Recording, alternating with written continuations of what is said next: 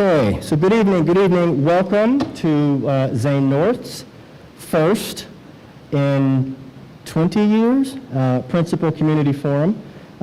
We are thankful to have you here this evening. We have 3 finalists that have been identified through this principal selection process. You will hear directly from each of them as individuals.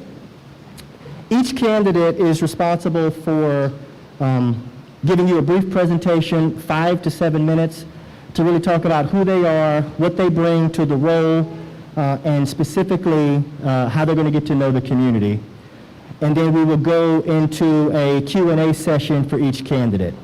We've allotted roughly 2 hours for this evening's event. So I, as superintendent, will serve as moderator. We didn't ask for people to pre-populate with questions because we wanted it to be organic. We wanted you to be able to be free to ask the questions that you have with each of the candidates. We have 3 highly qualified individuals, each equipped with the requisite skills, traits, and ultimately disposition needed to be a successful principal and specifically to hold the role here at Zayn North. We are joined by school district staff. We are joined by our outstanding Zayn North teachers, as well as all of those that are streaming live with us on YouTube. So thank you for being a part of this process. And without further ado, please welcome candidate number 1, Ms. Lori Massey.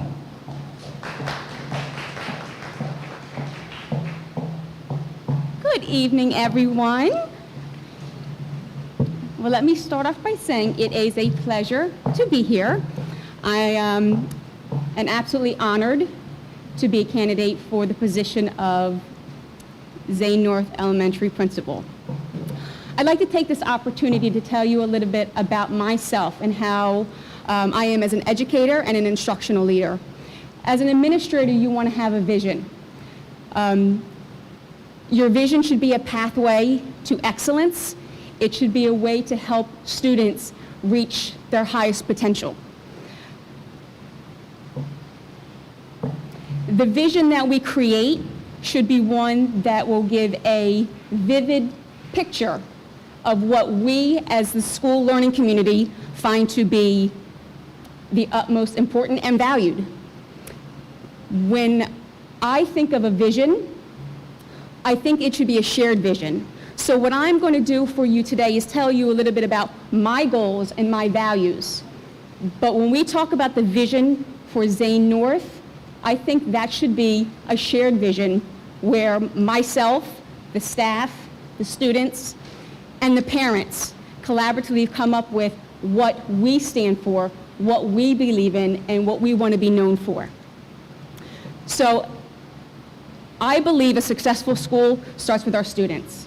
A happy child is a successful child.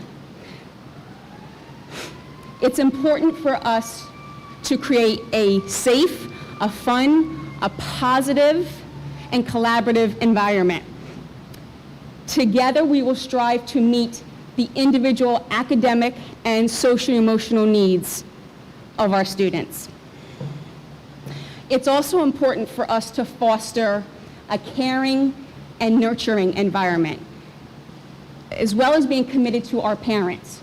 We want to make sure that we are being supportive of our parents, encouraging our parents. I have 4 goals as a principal. And my first goal is to create a culture. Culture to me is the most important. Culture is going to trump strategy.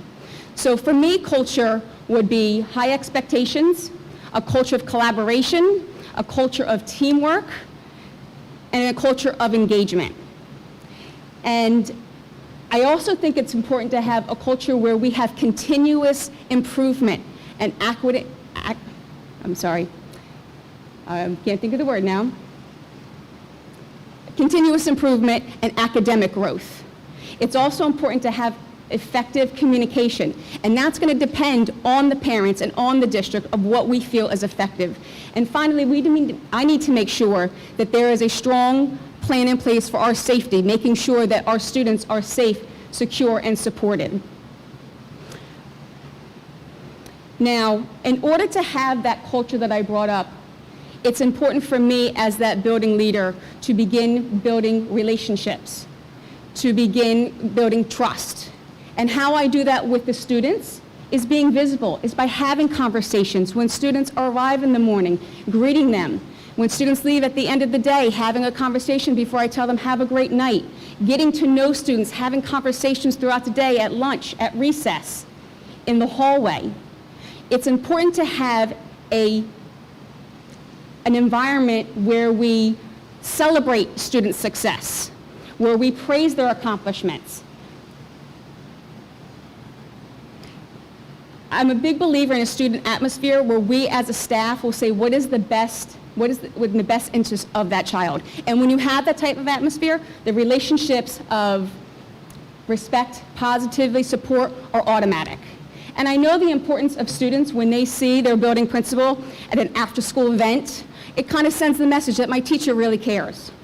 As far as my staff and building relationships, I'm a big believer in an open door policy, meaning when I start with my staff, I let them know we are a family.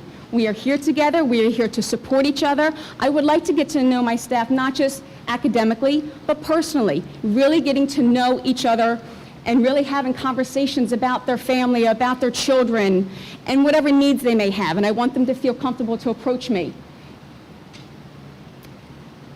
I also think it's important to have that trust with your staff. And the only way I can get trust with staff is by my actions, is by being fair, is by being consistent, by being supportive.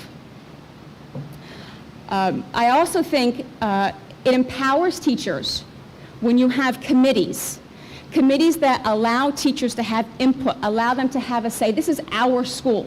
So how are we and what are we going to do together?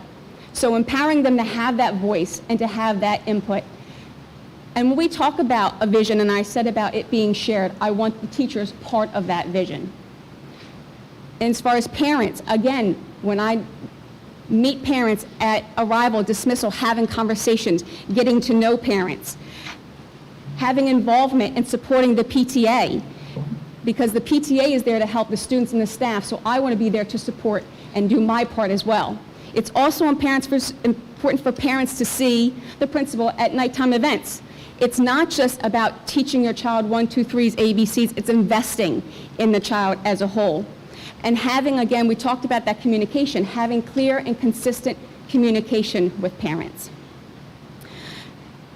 My responsibility is to create relationships, is to create trust, is to create a positive culture. I also need to know the needs of the building. And I will find the needs of the building and I will learn them through the conversations and really listening to what parents and other stakeholders have to say. I would also do a survey. I'd like to survey the staff, the students, the parents. What are we proud of? What are we doing well? What are some areas that improvements might be needed? It's also my part to do the legwork, walkthroughs. How do I get a good pulse in the school? Is doing walkthroughs, walking around, going in classrooms, being part of the special areas, recess, lunchtime, really understanding what is happening in the classrooms and how can I support maybe resources that are needed for our students and our teachers. And lastly, reviewing the data. The data is going to show what our needs are, where our weaknesses are, and how I can best support that. That might be academic data, that might be data based on assessments, it could be attendance, it could be are we really meeting the students where they need as far as social and emotional skills. And lastly, talking about the greater community. So to me, the greater community is really having a partnership, a team, a cohesive with the administrative team here in Collingswood, working together with the other principals, with the supervisors and the directors to really have, again, that sense of team and all on that same page. Having,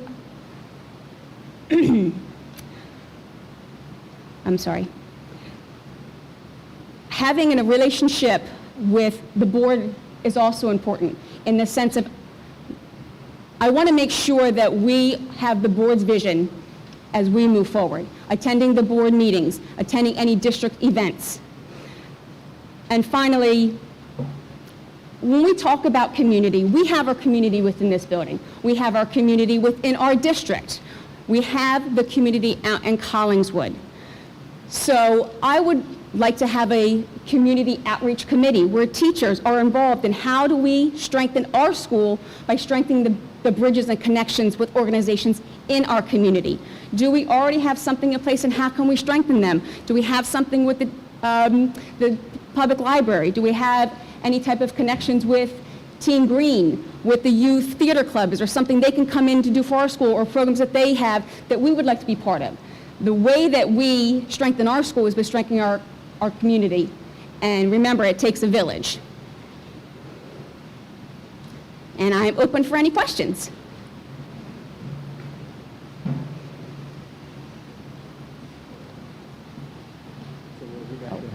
Oh, okay. We're going to move this so that the the person seeking the question. Oh, wait.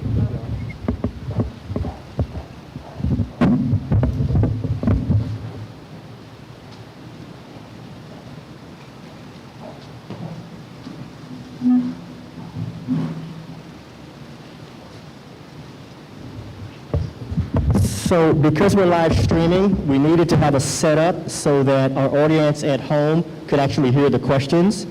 But we also didn't want the individual asking the question to be standing with their backs to the community or lurching in front of our candidate. So we're going to have our candidates be seated so that they can compose themselves to be able to answer the questions that you have. So at this time, this is our open mic time, so if you have a question that you would like about either something that the individual has shared tonight or a question about related to the role of the principal at Zayn North, please feel free to ask. Disclaimer, if you ask a question that is not appropriate, I will ask you to ask a different question, or I will ask you to rephrase your current question. Please don't take it personal. Any takers that have questions for Ms. Massey?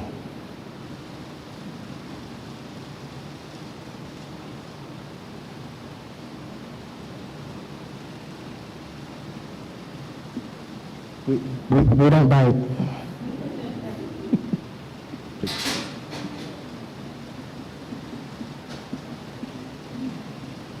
Hi, I'm Kim Gaffis. I teach 5th grade here.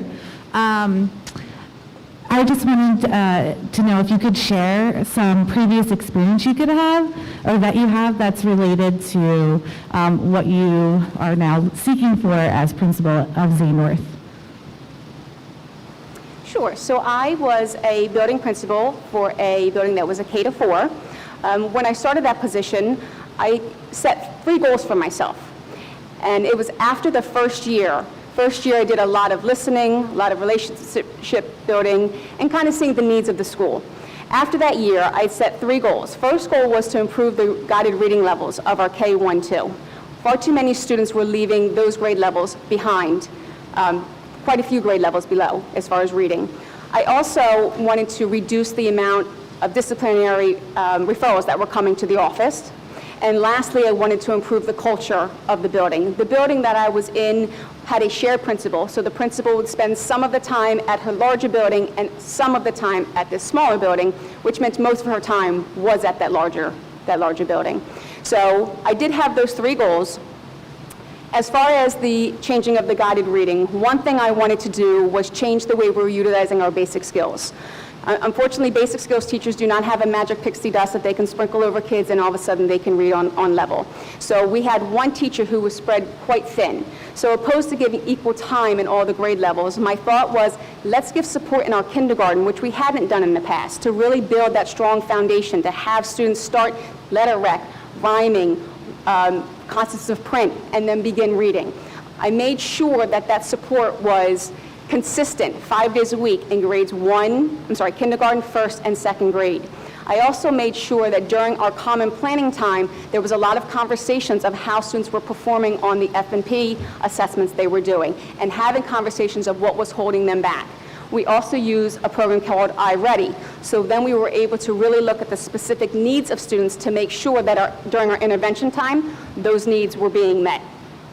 I also had data meetings once a month. So with our data meetings, we had a data wall. So it was a visual wall, and it was by grade level. We as a staff decided what we wanted to have on that wall, what information, and what we were going to categorize as our different colors, meaning blue was above, green was on, yellow was a little below, and red was a little further below. What that would look like and what categorized you into those levels. So we would have those meetings, and then at the end of those data meetings, we would have strategies and an action plan of how to move forward to best support those students the next time we saw each other. So with that, I'm happy to say that we had in the low 80s of our kindergarten, first and second grade students leave that grade reading on level.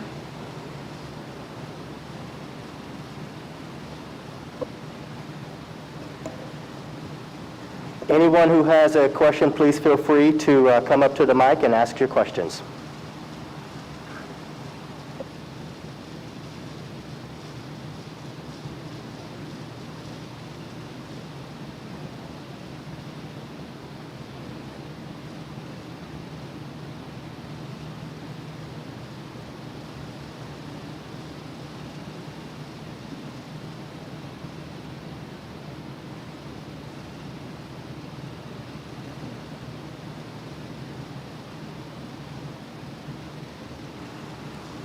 Any takers? Please don't make me do the Bueller thing on everybody.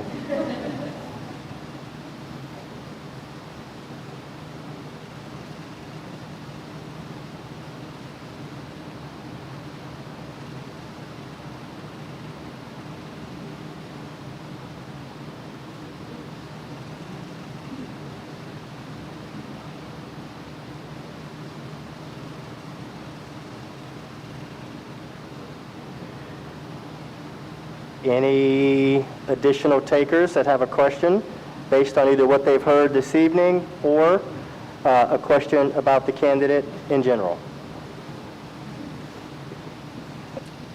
Hello, my name is Miss Kelsey DiCillo. I teach special ed, and I was just curious what your experience is with special ed, because we do have a high population here at Zane North of special ed and ranging disabilities from verbal to nonverbal and everywhere in between. So I'm just curious what your experience is.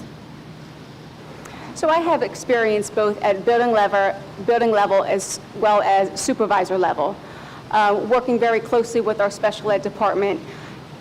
My responsibilities now working with the special ed staff is really making sure that we are having our students in the least restricted environment, making sure that the students have the support that they need as far as the resources that they need. As a building level, was involved with all of IEP, all 504 meetings. Currently, I do a lot of observations of our special ed staff and making sure, again, as the curriculum supervisor, that they have the resources that they need. And one thing that we were really focusing on with some of our populations, that really that social emotional, as we are with all of our students, that social emotional piece to make sure that those needs are being met on top of all of the academic. Depending on the building that you're in our district, there are anywhere from, we have autistic classrooms, we have LLM, LLS, we call GEAS, which is the general ed guided aided support. Within the building we had a lot of the GEAS, the inclusion type classrooms, having that team teach approach to the instruction of having the two teachers in. And some things that I would like to touch upon is when we have those type of environments, at no point should anybody say these are my kids or these are your kids. These are all of our students. No one should know what student is a special ed, what student is general ed. No one should say, okay, that must be the special ed teacher over there because she's only working with those students. Another thing that I am a firm believer in is not lowering the expectation because a student has an IEP. That student is still responsible for those same standards. So whether the student is not able to read on the third grade level, they need a first grade text, that's fine, but we're still going to make sure that they are responsible for that third grade read aloud story, for that third grade skill and standard. And we will make sure that to support, we have gotten resources that we use journeys within our district. So they may not be able to use the reader's notebook, but we make sure to get a different piece so that those students are able to successfully complete the standards of that school. I'm sorry, the standards of that grade level. For some of our special ed students where they are nonverbal, it is about teaching those life skills and that communication and how we treat and how we react. I was in a classroom and the teacher was in the process of doing yoga and meditation and talking about the zones of regulation and how we should react. It's more about that reflection piece. We will get to the foundations and the academics, but it is also about how do we have a conversation with others? When do I wait my turn and wait for you to respond? So making sure that we are really working with the entire child, not just that academic piece.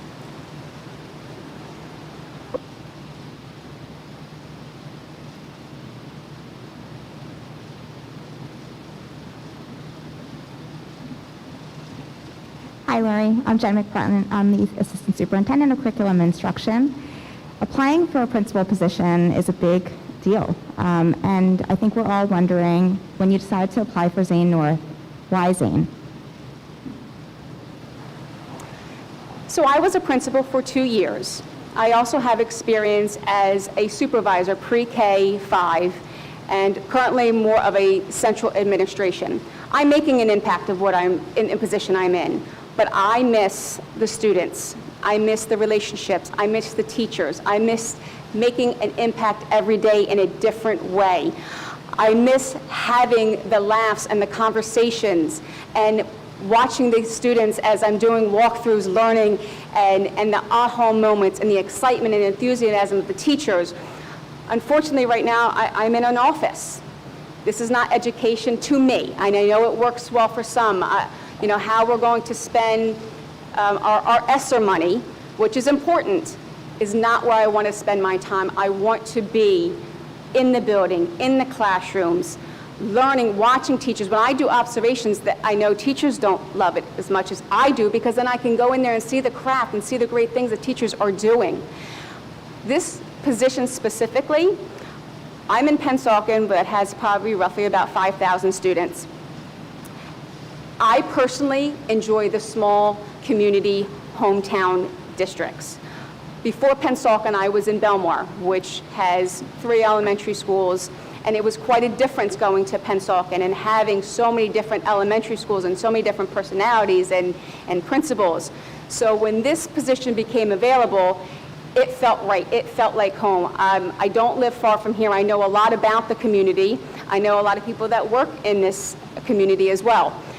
And so it was a no-brainer. It was a matter of joining a place that I know I can make a difference, I can make an impact, and at the same time be extremely happy with what I'm doing. I would not go and apply for just any principal position because I am happy with what I'm doing. I'm looking for the right position. And for me, this school, this district is right.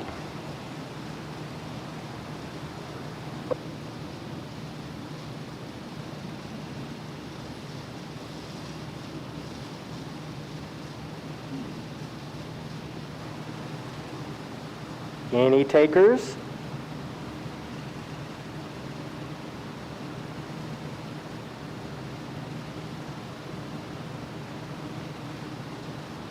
Okay, so if there are no further questions, one last round. If there are no further questions, we are going to thank Ms. Massey for her presentation and for her participation this evening. We will take a 5-minute break, and then we will be back to bring out the next candidate. So thank you. If I could just say something very quickly, I want to thank you for joining us this evening. It really says a lot about this community and a lot about the parents and the educators. As an educator, I'm going to reflect on my evening and my presentation, and it's already going in my head. You practice something, you know something, it's in your heart, and then you stand in front of people and it says, what happened? Where did it all go? And it's not like there's thousands of you, but when you want something so bad and you prepare so hard, and then when it just kind of feels like it goes to the wayside when you start to see the faces or the masks,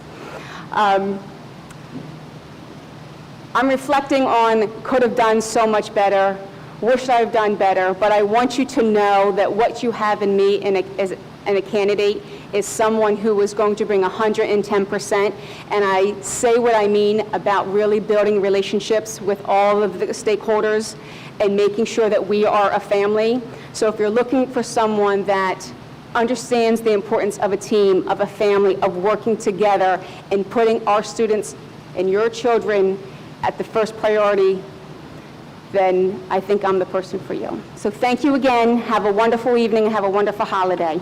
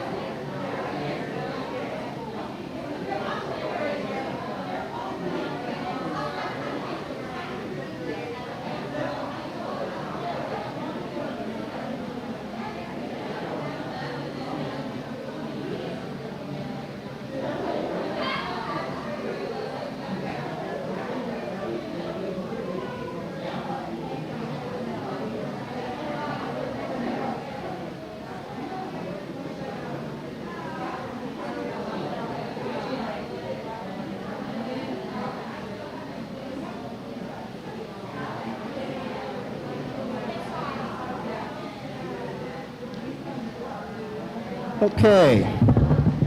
So we're going to go ahead and get started with candidate number 2.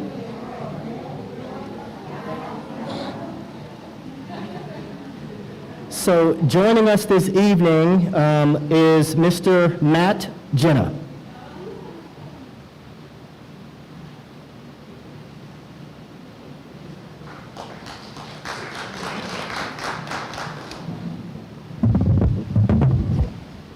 Good evening, everybody. First of all, thank you so much for being here. I'm just tremendously excited to have this opportunity. Again, my name is Matt Jenna. I'm the principal of Collingswood High School. I've worked in this district for 16 years.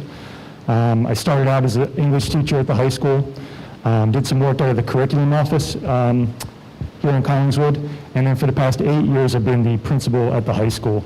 Obviously, I love Collingswood. I love working here. I love working with the kids. I've worked with many phenomenal kids from Zayn North over the years. So I'm just really excited to have this opportunity because I know what a great school Zayn North is. A couple of people along the way have kind of asked me what makes you interested in pursuing this position. Knowing that I enjoy my work at the high school level. And there's a few things. I've kind of reached a point in my career where I'm looking for some change. I think a lot of people reach that point in their career, a new challenge. In particular, elementary education and being a leader, a principal at the elementary level has really piqued my curiosity for a few reasons. In my previous position, in my previous role in Collingswood, out of the curriculum office, it was a K through 12 position. I got the chance to go around and visit a lot of the elementary schools here in Collingswood, in Oakland, Zayn North several times. And I've just always admired the enthusiasm, the energy, the vibrance of an elementary building. The teachers are some of the most dedicated professionals I've ever met in my entire life in any field. The kids are phenomenal, they're amazing. They're sponges, they love learning, they're excited. It's an amazing environment. And personally, my kids, I'm married to an educator. We live in Cherry Hill. We have 2 awesome kids. My son Teddy's a second grader, and my daughter Elizabeth is 4 years old. It seems like just yesterday she was about that age, but she's in pre-K now. So personally, in my family, my kids are of elementary school age, and they're going through it right now. My son absolutely loves school. His school over in Cherry Hill reminds me a little bit of Zayn North in a lot of ways. He is just having an amazing year. Even in the last couple of years, which have been a challenge, as we know, in many ways due to COVID, his teachers over there have done such an amazing job. He actually gets mad at my wife and I if we go pick him up too early from school. He wants to stay. And so that kind of got me thinking about being a part of that kind of environment. Not that we don't have that at the secondary schools or at the high school, but it is a different feel at the elementary level. And the fact that my kids are going through that now, I thought it would be interesting to maybe kind of join them in that journey as a possible career change for me. My daughter, like I said, is in pre-K. She's excited about being in kindergarten next year with her big brother. And so I think it would be cool for me to kind of experience that with them. And learning a lot along the way in being a parent of the elementary-aged kids.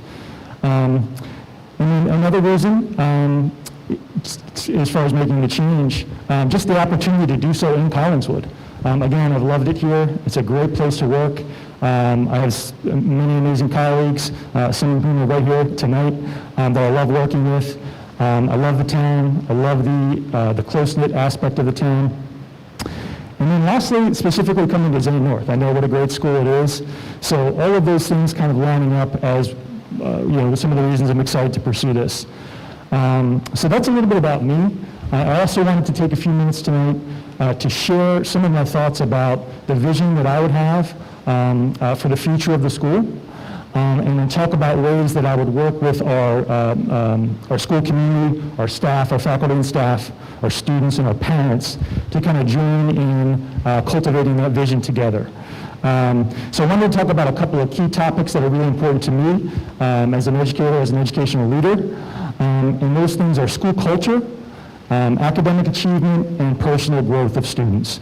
As I think about a vision for a school, those are three really, when I thought about that question, those are three major categories that really stuck out to me. And the reason I started specifically with culture of the school, I think that is the absolute most critical component. To have a positive, nurturing, caring, supportive, safe, enthusiastic, vibrant, positive school culture is the most critical thing in my experience as an educator. Because if you have that culture, that's the foundation upon which you build. You can do great things with your students, with your staff, if you come into an environment in that culture every single day. So building that, I know that it exists here at Zayn, so maintaining and building upon that would definitely be a point of emphasis, a focal point for me. Speaking of the culture, a key component of that would be a heavy emphasis on relationships with students. Another thing that I've learned as an educator of 18 years is how critical and crucial relationships are. If you have good relationships with students, the sky's the limit for what you can do with them. And that takes a lot of work, but it's critically important.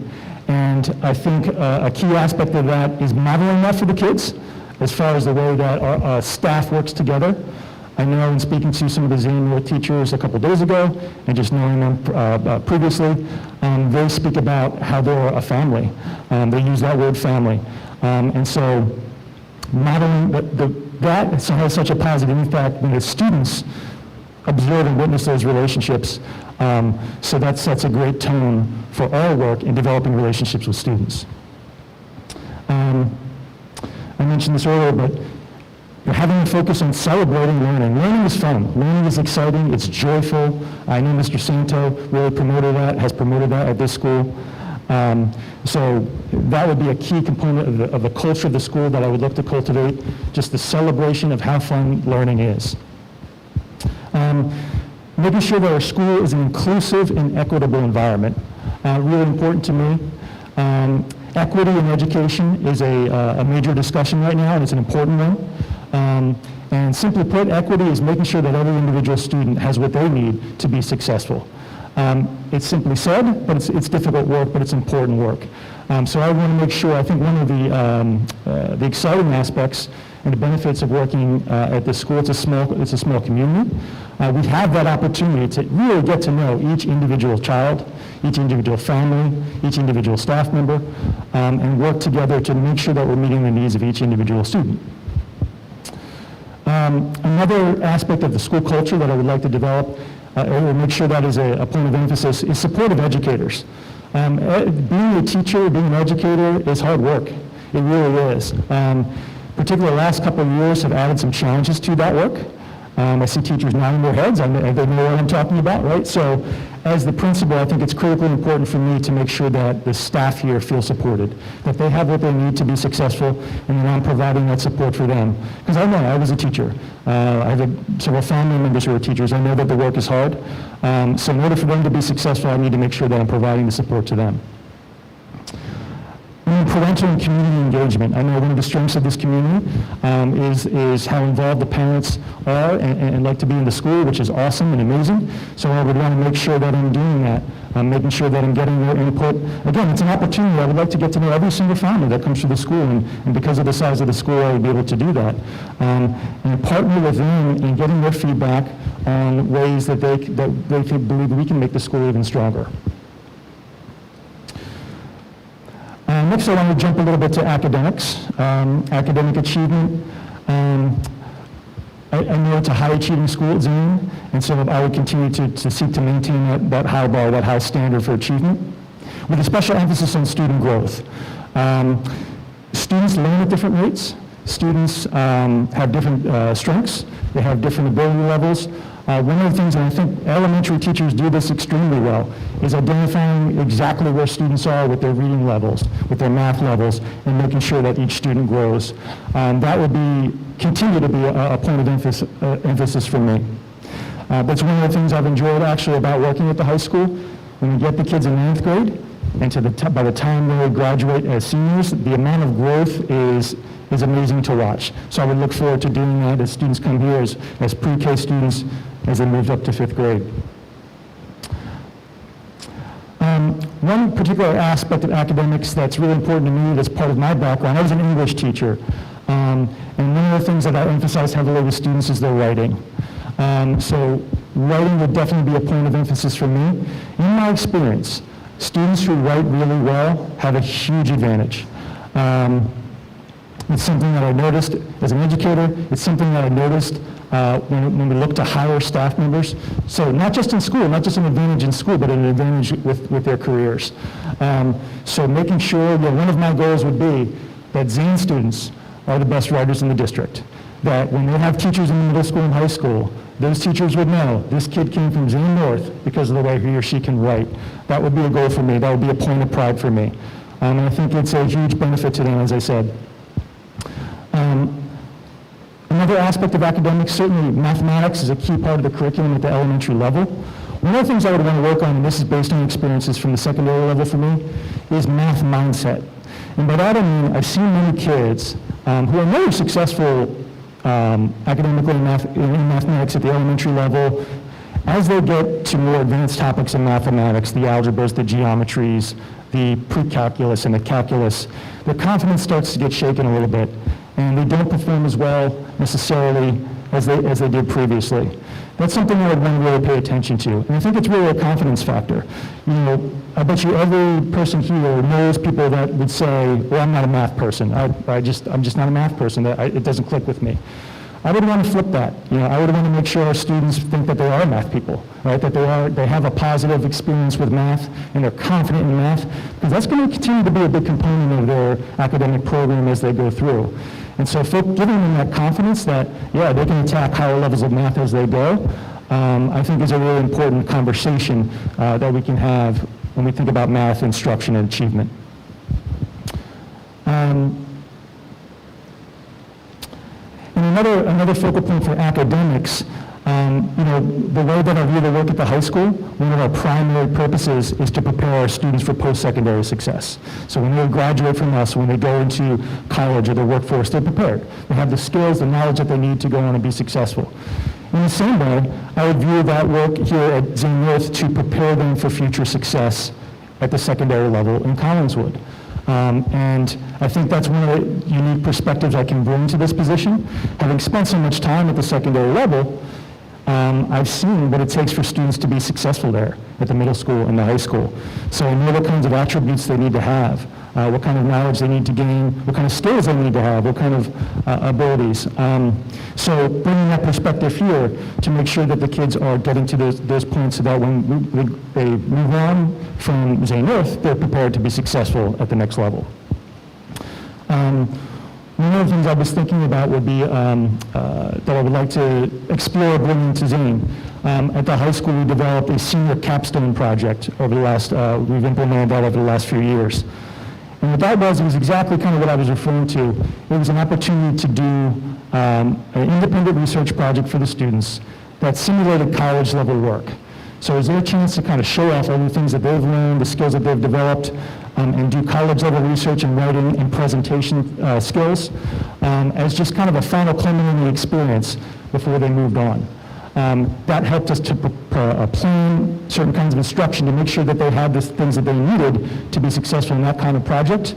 I could see us being able to do something like that with our fifth graders here at the school, a fifth grade capstone project, to kind of simulate secondary level work and just make sure that we're prepping them, getting them ready for that. And that could kind of be something that they get excited about as a culminating learning experience at the elementary level, propelling them into their work at the secondary level. So I would look for opportunities to do something like that. The next aspect I wanted to talk about, I had mentioned personal growth of students. And I know this was is important to Mr. Santo. Not only do we want to develop our students and make them great students academically, but also to be great people. That's something that's really important to me, something that I pride myself on. I try to be a role model for my students, set a good example of being a good person. And that's something that I would also seek to emphasize here, character education, character development. I had my wife and I had my son's parent-teacher conference yesterday afternoon. And we feel very fortunate he's doing very well in school. But one thing that his teacher mentioned that we found ourselves talking about the most when we left It wasn't necessarily about his reading, his writing, his math. She told us a story about where he stuck up for another kid on the playground one day. Another young student had said something mean to another child, and my son kind of stepped in, and his teacher said, you know, you really acted as an upstander. And that was, my wife and I were kind of beaming with pride, and that's what we were talking about, and that's what we went home and told him about and gave him hugs about. It wasn't just, you know, yeah, he's doing great with his writing and his math, but the teacher pointed out that he was a good person. So that really was kind of like an aha moment for me as a parent of how important that is to develop that within our students as well. I'm sure you've all heard the term social emotional learning.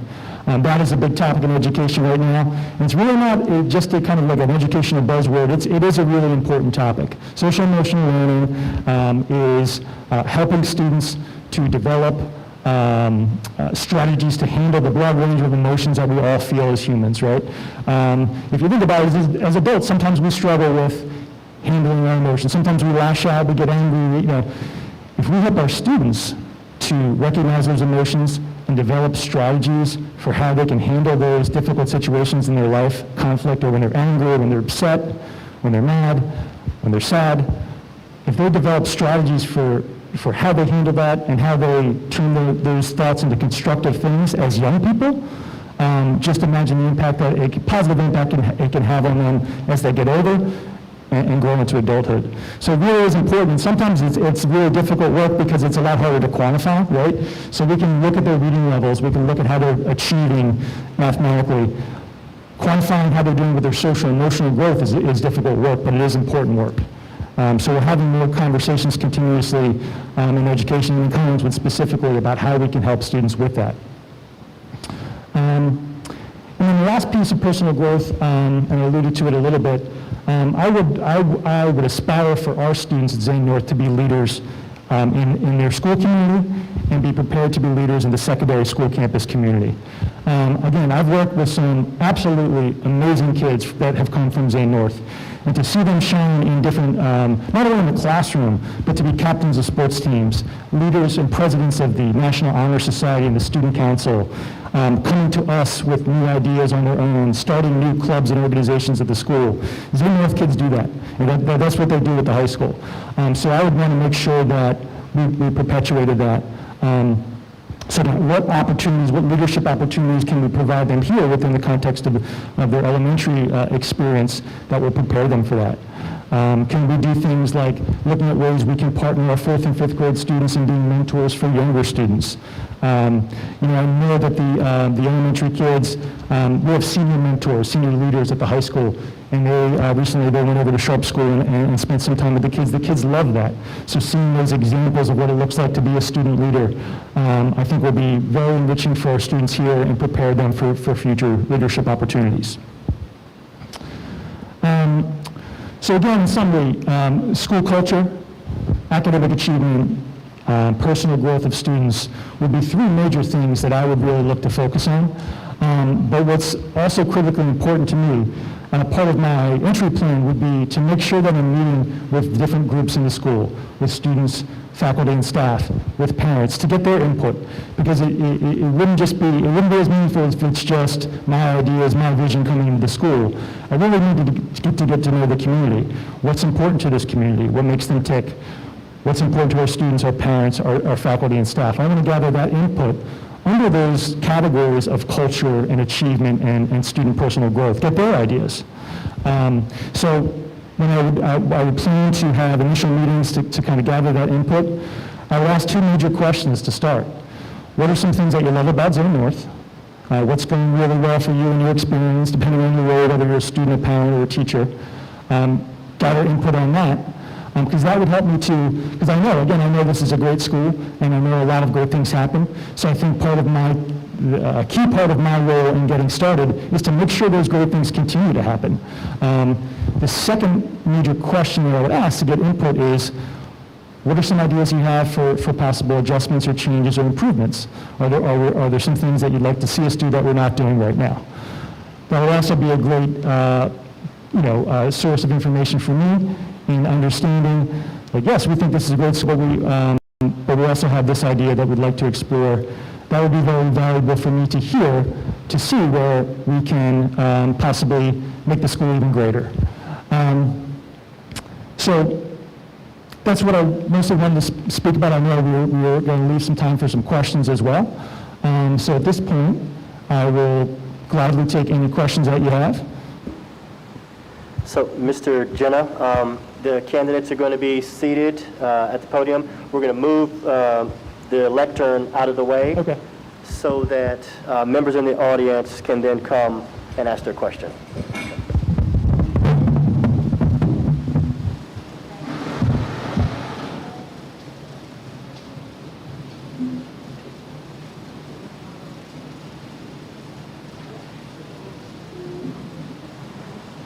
So while Mr. Jenna is getting situated, do we have takers for questions?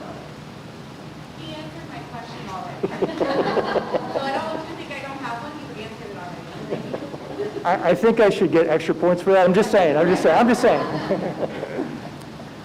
Do we have other questions?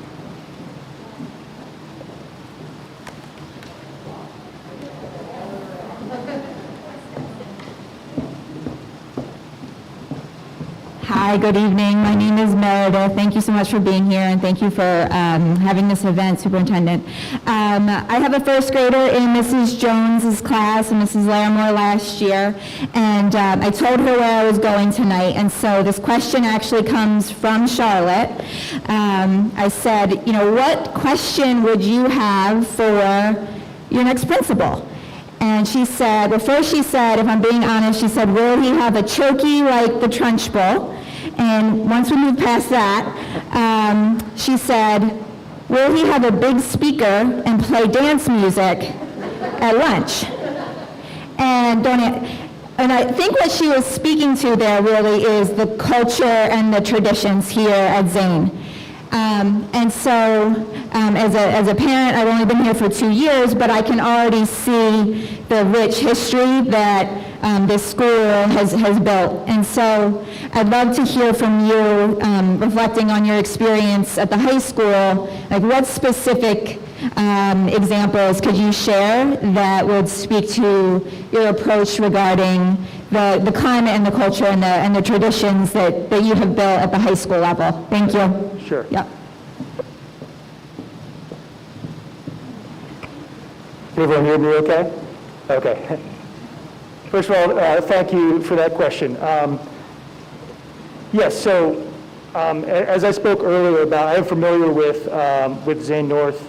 Mr. Santo is someone that I've known for a long time, since I began my time in Collingswood. He's someone that I've always looked up to.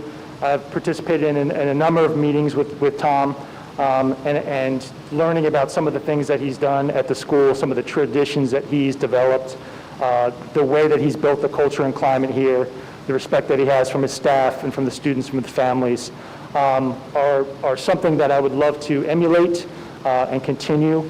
I know that I think one of the advantages that I do have is having built relationships with other administrators in Collingswood, Mr. Santo being one of them.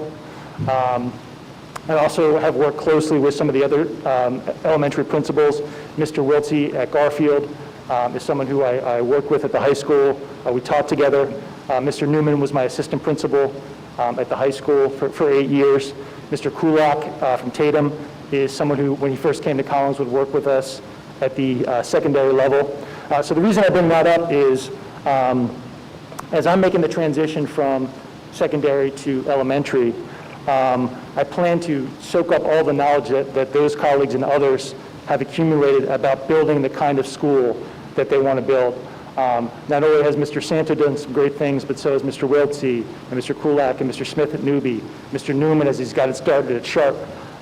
You know, Doug and I are pretty close. We worked closely together for 8 years, and he is just going through that experience of becoming an elementary principal, and I know he's made a nice impact at Sharp in a lot of ways. So that would kind of speak to the first part of that, is how I would continue some of the things here on getting feedback from them, and looking for ways that we can do those things here. As far as the high school, I think that Collingswood in general is a school, is a town rich in tradition. So one of the things that I've tried to do at the high school is maintain some traditions that we've had at the school for a long time and also build some new ones. One thing, for instance, that's coming up is our annual Reindeer games. It's something that the kids look forward to every single year. Unfortunately, because of COVID, we did not get a chance to do them. Basically, what the Reindeer games is, every grade level gets together and develops, there's certain competitions that the kids compete against other classes and the staff. So every grade level puts together a team, the staff puts together a team, and the day before winter break, we all go to the gymnasium and have that competition. And it's one of the most fun things that I've been a part of. It's a tradition at Collingswood. The kids love it.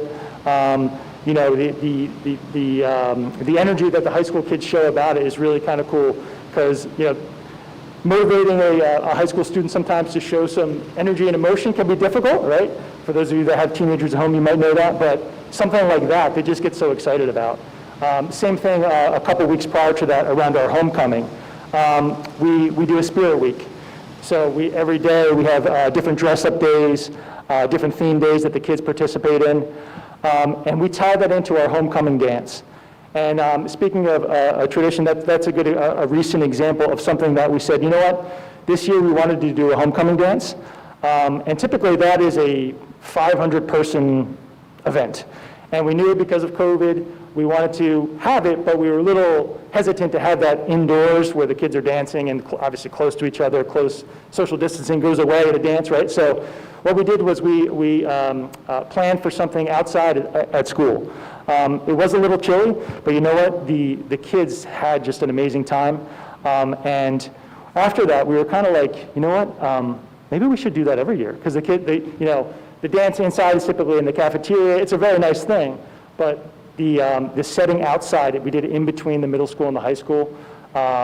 It just was like an awesome night. And so that was an example of taking something that we normally do and kind of tweaking it a little bit to ensure that the kids enjoyed it. But when you said dancing and music, it reminded me of the way that we changed our homecoming dance. Another thing that's a tradition at the school, and we're very fortunate because we have a lot of help with this, we give out a lot of awards and scholarships at the end of the year. Our Athletic Hall of Fame, on a given year, might give out $100,000 of scholarships to our student athletes. We also have quite a few academic scholarships that we give out. And that is from community donors who give those scholarships. And so that has become recognizing the achievements of our students in that nice way. Our PTA gets involved as well. Is really a strong tradition in Collingswood, and for a smaller district, the amount of financial support that we give out every year has always amazed me. And so that's a tradition that we've really built upon because we look for new ways. We have staff that have started new scholarships. We've had students that have started scholarships for others. So we kind of engage the community in different ways to kind of give back and send our kids off with a nice award as they graduate from us. So those are some examples that come to mind.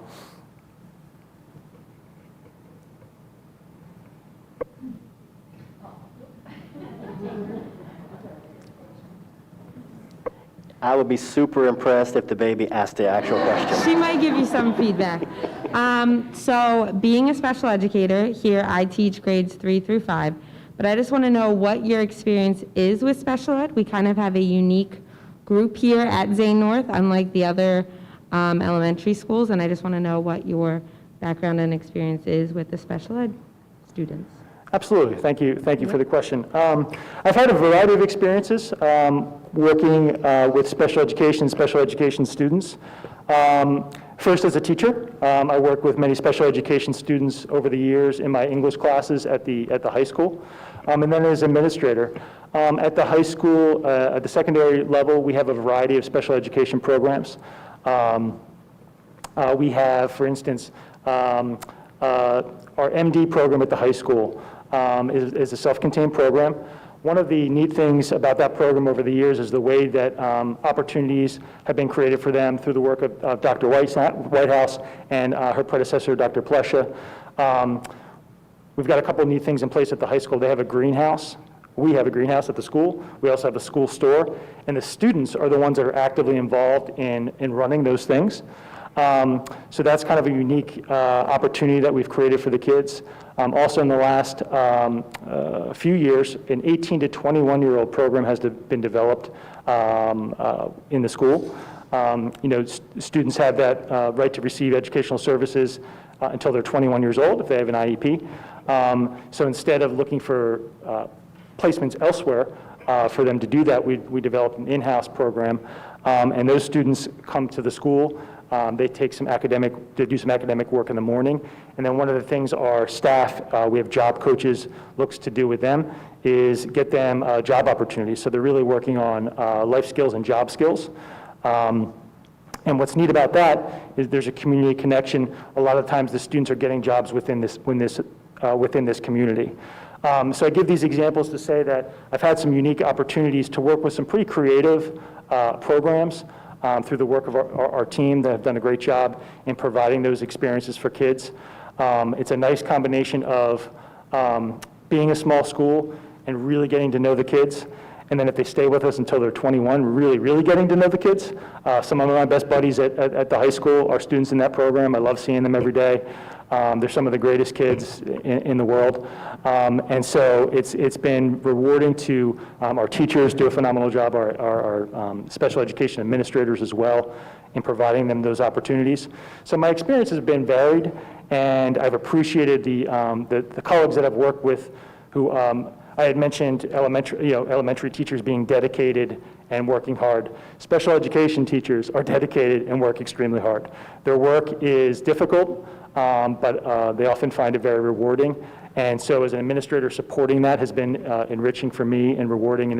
And working at a secondary school, high school, where there's more students, have had the chance to see some, like I said, pretty creative things and programs for students.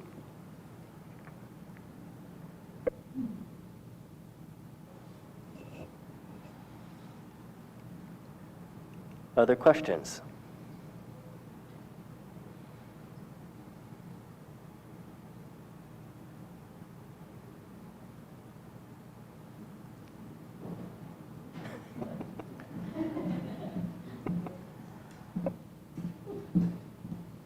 Hi, I'm Kim Petrushka. I'm with the Child Study Team Department. 2 questions, if I may. What is your experience or involvement with the intervention and referral services process?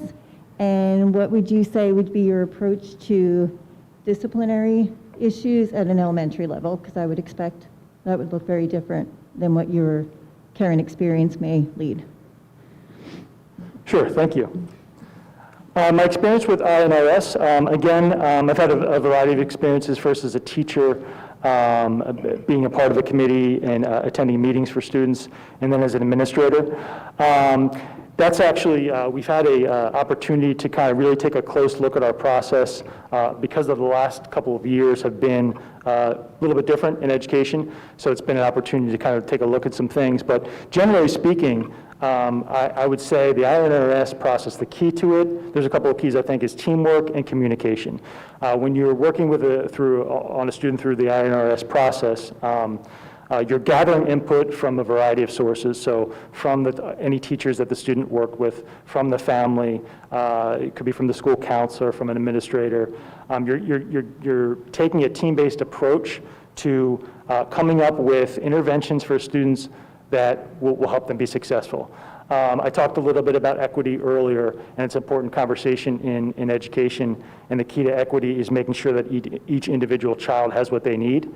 The INRS process is a great opportunity to do that because you dedicate time to meeting about a specific child, and you work with an entire team of people to put in place interventions that are going to help that child. So teamwork and communication, and then the last piece of INRS that is extremely important is the follow-up. So you develop a plan, and then it's not just a matter of developing a plan, but you have to track to see if it's working, right? So gathering data and information on the plan that you put in place, how well is that working, is an extremely crucial component, because if it's not working, you go back to the drawing board with your team. So those are in my experience, is some of the key components to have a successful INRS committee is the teamwork, the communication, and the follow-up.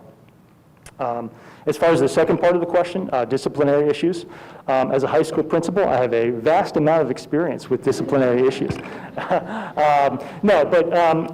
My philosophy has, I've had a good fortune to work with Dr. Oswald and Dr. McDowell, who share some similar philosophies on discipline with me that I've kind of come to develop over the years. One of the things that we are exploring now at the high school that we've used and had some success with is something called restorative practices, or restorative justice, some refer to it as. So discipline, it's not just about the punishment of a child. The goal of discipline is to educate, right? So punishment is, I've seen students who are suspended from school, they go home for a couple of days, conversations around what happened don't really occur that well, and then they might make the same mistake, 3 weeks later. So it's way beyond just punishment. It's about engaging the student in conversations about what happened and how it impacts the school community. The idea behind restorative justice is that a damage or harm happened to your school community, so your actions impacted others around you, whether it was your classmates or your teachers or your parents, your principals, whoever the case, your counselors, whoever the case may be. So restorative is talking about, okay, something happened, right? Something happened. It's not about punishing you. It's about how can we talk about that to come up with a plan to make sure that doesn't happen, and how can you understand how that may have negatively impacted your peers or those around you. You work on that sense of empathy to have them understand that their actions may have negatively impacted somebody.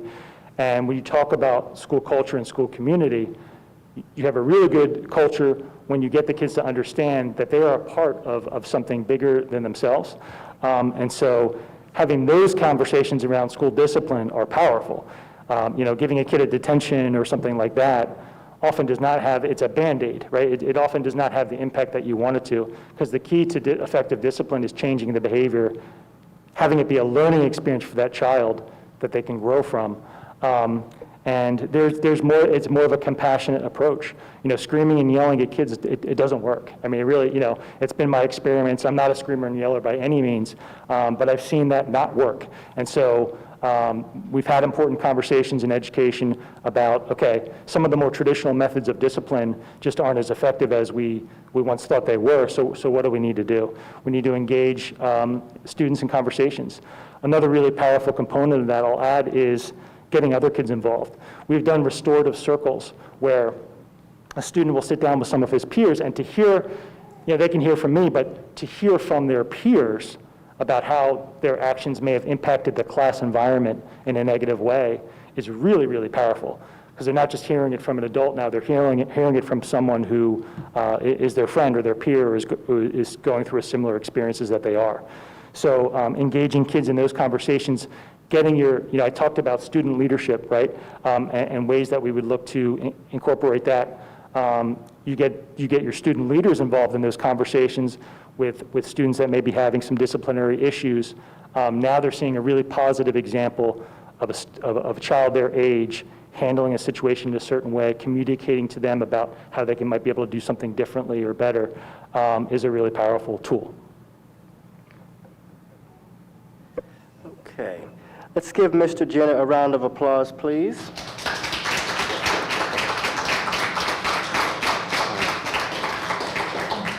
Thank you so much. I really appreciate it. Thank you. So we're going to take 5, and then the third and final candidate for the evening will come out. So we're going to take 5 minutes. Thank you.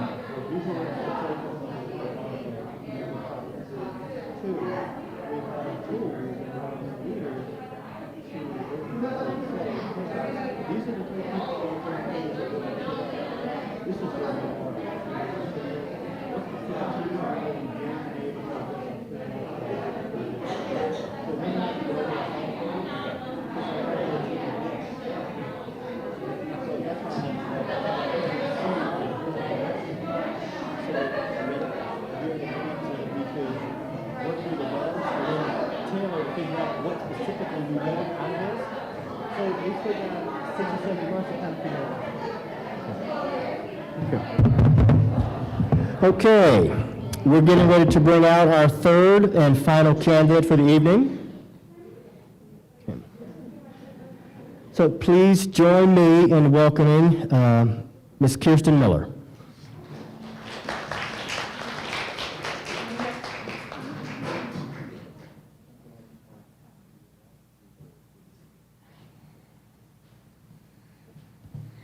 Good evening, everyone. Oh, I'm a little short for this. So I just want to take some time to introduce myself. And before I start, I want to take a moment to thank Dr. McDowell and his team. They have had a very well-run, tenacious search process. It's been a really interesting process.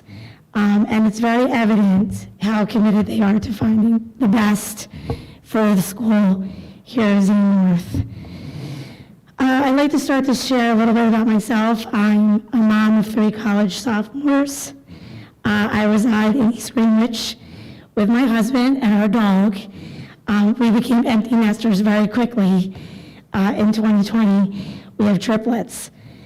I've been an educator for 25 years. My career began as a first grade teacher in Dover, Delaware. And the last 23 years, I've been in Westville School District at Parkview Elementary School. For 18 years, I was in the classroom. And for the last 5, I've been the RTI coordinator and an assistant principal. I truly feel that my job in education is my passion. So it's very enjoyable. The presence of all of you tonight, I think, speaks volumes to the children that you serve and their school and the community as a whole.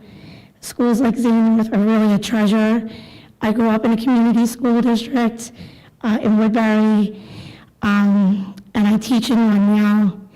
And I know that that's a really big backbone of small towns like the ones that we live in here in South Jersey, sorry. So your participation is duly noted and very much appreciated. My understanding of Zayn North began when I aspired to apply and I submitted my application. And when I looked at numbers, which is all I got to know first about Zayn, I saw that it was one of 5 schools in Collingswood district, the elementary schools, a pre-K, 5th grade school, a predominantly walkers, with a population of about 150-ish, 30 or so staff members with many, many years experience and longevity among all of them. During this assessment practice, the numbers became faces as I met administrators, teachers, and parents, and they gave great insight into what they loved about Zayn and why they were committed to making it a star in their districts. From this, I learned that Zayn community strives to be an equitable and inclusive place for all students to learn and grow, while building character and global citizenship guided by committed staff and supported hardworking families and guardians. And there's still a lot to learn about Zayn for me. As we begin the work of building new relationships, time obviously dictates that journey together. So as a new leader of a school, I am committed to lead as an educator first. It's important not to forget that we are all educators first. There are so many responsibilities in the day as a leader in the building, but keeping the focus on student successes, supporting the staff and what needs should always be the focus. I often say to my staff now that I try to always lead with my teacher's heart and guide my leadership that way. To stay community-oriented, leadership allows relationships to be built. Believing in your staff, your students, and their families strengthens and builds the school community. Relationships are definitely the foundation of a positive environment. It has been my experience that genuine relationships ensure respect and empathy. Building those from the heart with time and commitment makes a big difference. Cultivating a clear and defined vision for where we want to go as a school and keeping that vision in the forefront with our team daily. Achieving this will encourage everyone to be more motivated, more effective, keeping their responsibilities connected with our strategic goals and vision in mind. While this is the goal, the bigger question is how would I be able to achieve this. One is no office days. One of my favorite authors in education is Todd Whitaker, and he has guided much of my practice as a leader, and he suggests to have days where there are no office days. Days spent out of the office taking the opportunity to shut down the office and be where the learning is happening. Hands-on practice, being present and available to immerse myself in the days of students and staff. And these really are the best days when you're able to do that and be out in the school. Meet and greet forums, setting aside time with the community in mind, the PTA, CPAC, after-school groups, local supports, etc., to listen to the view of the school's culture and climate and build from there. Lunchtime chat and choose, time for students to spend quality time with their new principal and their peers. As principal, I want to be approachable and a resource to students. My office is a place of restorative practice where we work through mistakes and reset ourselves for growth and change. Celebrating positive moments, whether they're big and small, is crucial to that change. And learning walks, curriculum and program centered time in the classroom and the district to learn where we are and where it is we want to be. It is my hope that I have the opportunity to move forward together and help Zane North leave its mark on the community and have its voice heard. Your time is appreciated. I do have one question for all of you, if anybody is willing to share. I would like to ask, what do you think makes Zane North shine? If anybody's willing to share. Yeah, sure. Everybody loves a microphone. What makes Zane North shine is we are really, truly a family. From the students, the parents, the teachers, the principal, we really 100% care about each other. And I just think that's what makes us shine, that we work together. We care about each other. We're a community. We're really a family. This is like I'm with these guys more than I'm with my own family. So we really, yeah, that's it. I mean, I've been in Collingswood like my whole life, basically. I grew up in Collingswood, and I teach in Collingswood. I've been here many years, but we care about each other, from the students to the staff, to the parents. We care about each other, and families sometimes, like, people use it a lot, but it's real. It's real. Thank you. Beautiful. Yes, celebrate, great. So we're actually gonna pause. We're gonna move that so that you guys can actually share and engage in a much longer discussion. Sorry. So Kirsten, if you could join us here.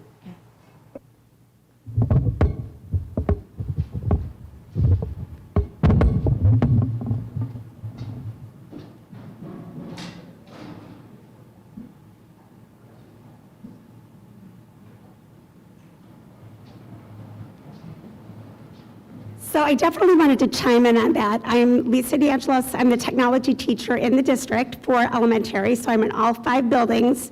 And Zane North really does have like a special atmosphere to it.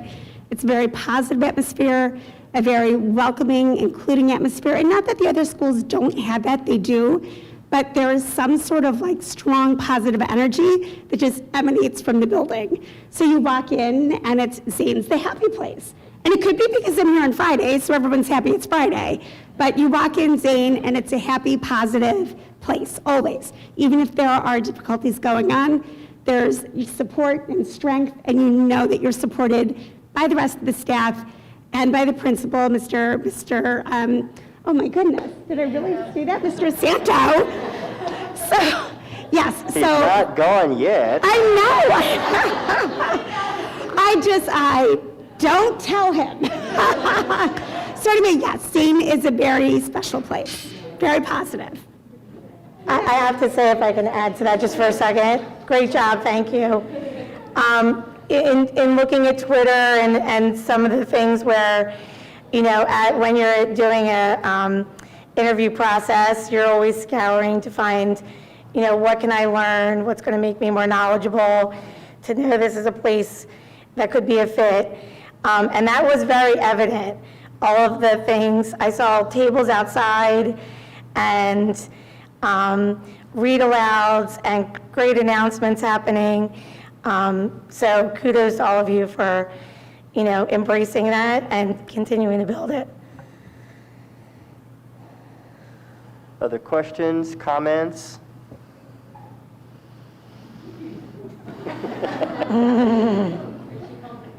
All right, I'm Miss Tichillo, for those that don't know me again, Kelsey. I teach here, the special ed, one of the classrooms. The question I've asked everybody is, what is your special ed experience? What's your background? What do you know about them? So I'm proud to say that, my background is pretty extensive. I do not have certifications in special ed, but I have been in a building where our special ed population has now broached about 43%. So with that being said, we've always had to be extremely creative about the ways in which we are utilizing our resources and how we are making sure we're optimizing the learning environment for everybody so they can all have the best, education possible. We slowly were moving toward inclusive classrooms. We have an extremely strong response to intervention program. We have been practicing social emotional learning in trauma response classroom for about the last 5 years, which includes mindfulness as part of everybody's morning meeting. And that's done many things, which includes increasing attendance and having the kids better prepare for their day. We now are part, and we are going into year 3 of an NJCIE grant that we were able to establish in 2018. So this year is the first year that our building is completely inclusive. All of our classrooms have either a special education teacher and a general ed teacher or a dual certified teacher. We have paras, and most of them have gotten their para pro, and we have extensive training that we're able to do throughout the year. But a lot of credit goes to NJCIE. They are basically our coaches through this, and they come into our building about once a month. They sit with teachers who would like to talk more about the co-teaching practice, meeting, IEP goals, special teachers who want to understand how they can make art more inclusive or PE more inclusive. So they're doing a lot of coaching for us. It's been a little bit of a slow process, but like anything else that we implement, because the foundation is being laid slowly but in a strong fashion, I think it's something that we'll be able to continue moving forward. So inclusion has been a very great thing, and I'm glad that I've been able to be a part of that, and to be able to see what some of the hiccups might be, where most of the support needs to go, and how important it really is to have someone who has expertise in that area to coach us through. So that's most of my experience. And I sit in on IEP meetings. We have child study team roundtables, which as assistant principal I am included in, because it always helps in the day-to-day restorative practice with students.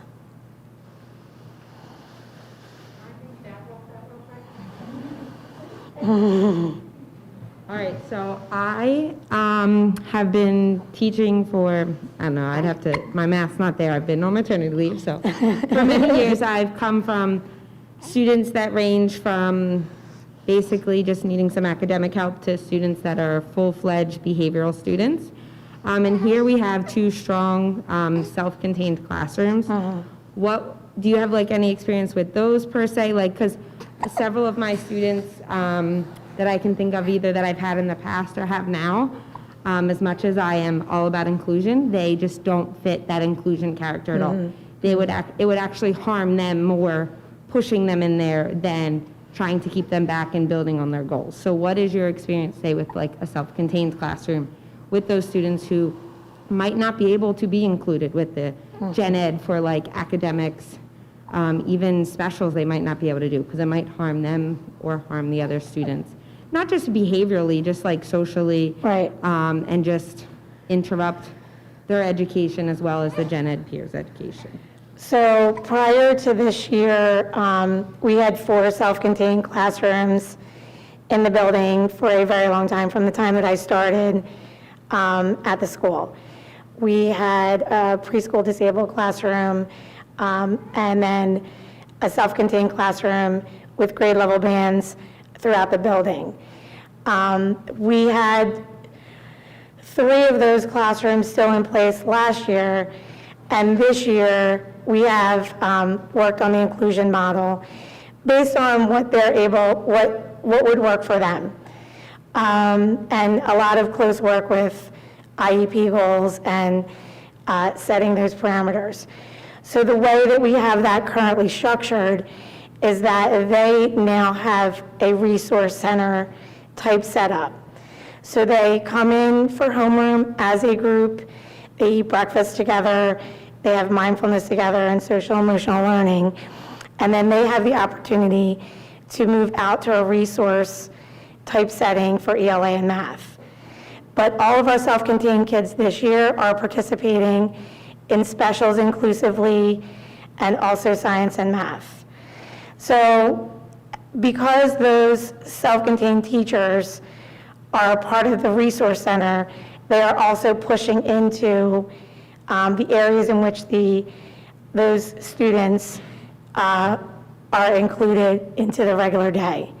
So there are times when there's 3 certified teachers in a classroom, and there's a lot of flex grouping teaching going on, parallel teaching happening, and sometimes teaching that's happening just for individuals but within the classroom.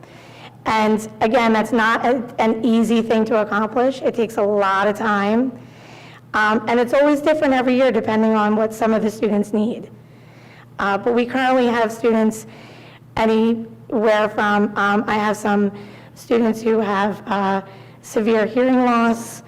I have multiply disabled students and some with autism who are doing very well in that mixed resource and inclusion setting. Now, NJCIE would like us to have inclusion all day long, but we realize that that is something that we think is at times a case-to-case basis, which includes family conversation, staff conversation, CST representation, counseling, whatever we need to try and make it the best fit that we can.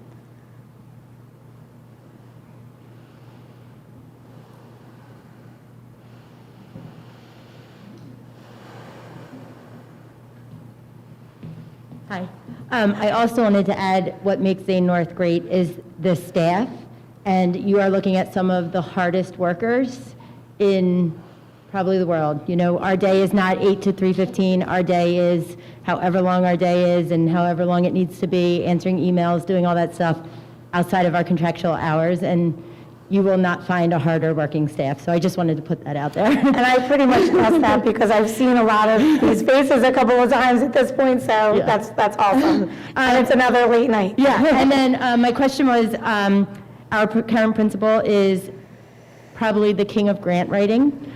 He has done a lot of initiatives. We say to him, Mr. Santo, we need money for blah, blah, blah. He goes out and finds a grant. So I just wanted to know what your experience was with grant writing. I do have experience with that in a team approach. to this point. We did receive this year the preschool expansion grant through New Jersey, so we were able to go from 2 part-time preschool classrooms to 4 full-day preschool classrooms. We also have the NJ CIE grant, which helped us with inclusion practices. These are all within the last 5 years. I don't know why there was so many things happening then. PBSIS is another grant that I was part of a team on, which has been a great addition to our school. We are also in year 3 of that. So I have had a lot of experience with that as a team, but it's something I would feel very comfortable in initiating on my own as well.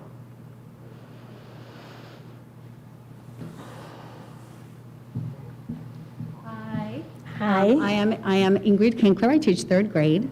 And my question for you is this. I was talking to my kids today, my students, and I think the one thing that we're experiencing is some anxiety that not just the staff, but the kids also, because we've had Mr. Santo for a long time, and he makes us feel safe. I think the kids are expecting, sort of the same things to happen when their new principal comes. They're very curious about what's going to happen. So what are your ideas to make this kind of ease, I guess, our anxiety a little bit so that we could feel comfortable and the kids can feel comfortable? What ideas do you have to make this transition easier for all of us? So what you said about Mr. Santos is very evident if you're looking on Twitter or those places. I was lucky enough to have my first principal. His name was Sam Sassano. I don't know if anybody is familiar. He lived in Collingswood for a long time and was a teacher at Glenview, or a principal at Glenview. And he was truly the person who brought me in as a first-year teacher and taught me what it meant to be part of a community, because all of those same things you're talking about, school was the place that he made safe for all of us. He knew every kid by name, and that was just something that, from the time I started at Westville, was ingrained in me. I spend my mornings greeting kids at the door every day. I try to know them all by name. We do lunch together. Our Fridays right now, because we can't have assemblies and we can't have dances and all these things that the kids are missing out on, are fun Fridays. So we do a little line dancing, table by table and spaced out. Being a part of the kids every day. When I mentioned there's no office days, I don't really think that I spend much time in my office now. The time that I do spend is usually with children when we have to do some restorative conversation. But I hope that I could bridge that for them. I love being with the kids. That is where my heart is. And it's hard when you move into an administrative role to be sure that you keep that on the forefront because of all the other things that come with that. It's been easier for me to do as an assistant principal because I don't have all of the responsibilities. We share a lot, but that would definitely be a goal of mine. And I can see, I think that I saw, has he been here 20 years, 18 years, something like that? And that, of course, is extremely anxious. I've been at my school for 23 years, and that is an anxious thing for me to leave my home.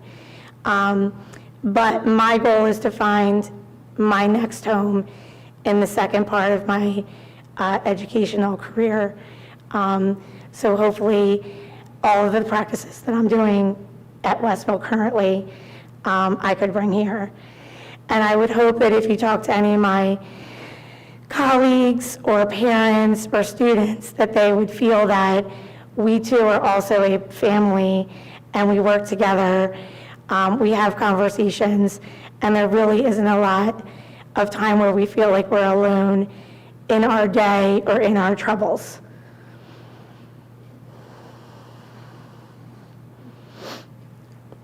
We have time for one more question.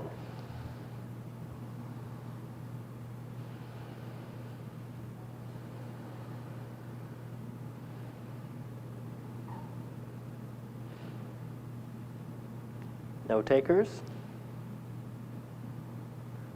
Okay. Let's give Mrs. Miller a round of applause, please. Thank you all, and thank you for staying so late. I know this would have been my conference night at my school, so I had to be at school till 8 o'clock anyway, so instead I'm just at your school. So thank you, everyone. Thank you for coming out. Thank you for your questions and your participation. Thank you for those who are still with us online. In the coming days, the senior leadership team will be sitting down and deliberating at all of the data that we've collected along the way of this entire process. We will be debriefing tomorrow. We will be having targeted conversations with the Board of Education next week. And ultimately, I will be making a final recommendation for the next principal for Zayn North to be voted on and approved for December 20th. So thank you again. If there are questions, please don't hesitate to reach out to my office. Have a great evening, and we will talk to you all very soon.